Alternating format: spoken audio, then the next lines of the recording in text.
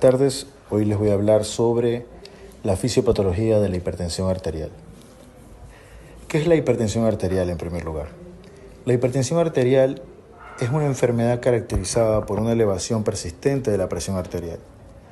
Para entenderla mejor debemos recordar que la presión arterial depende principalmente de dos factores: el gasto cardíaco, es decir, la cantidad de sangre que bombea el corazón, y la resistencia vascular periférica, que corresponde a la resistencia que ofrecen las arterias al paso de la sangre.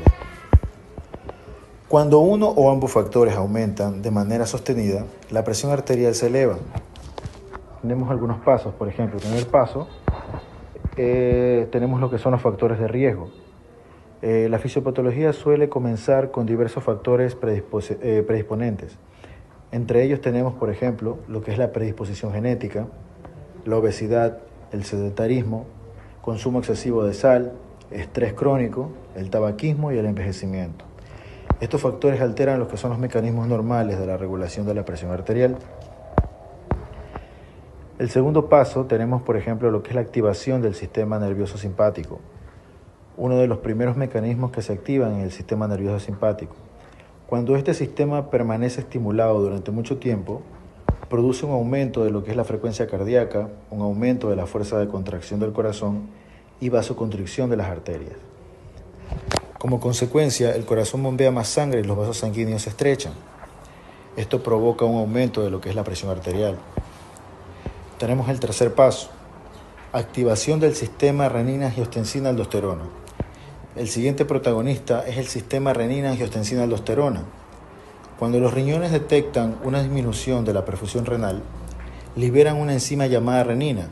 La renina transforma el angiotensinógeno en angiotensina 1. Posteriormente, la enzima convertidora de angiotensina, o ECA, la transforma en lo que es angiotensina 2. La angiotensina 2 es una sustancia muy potente que produce dos efectos principales. Primero, genera lo que es una intensa vasoconstricción. Segundo, estimula la liberación de aldosterona. La aldosterona hace que los riñones retengan sodio y agua. Al retener más agua, aumenta el volumen de la sangre circulante. Y cuando aumenta el volumen sanguíneo, aumenta también la presión arterial. Nos vamos al cuarto paso: difusión endotelial. Ahora hablaremos del endotelio. El endotelio es la capa interna que recubre todos los vasos sanguíneos.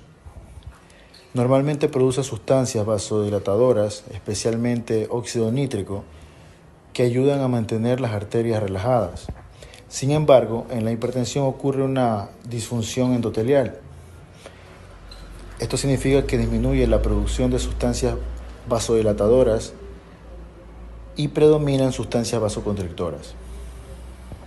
Como resultado, las arterias permanecen más contraídas de lo normal, aumentando todavía más lo que es la resistencia vascular periférica.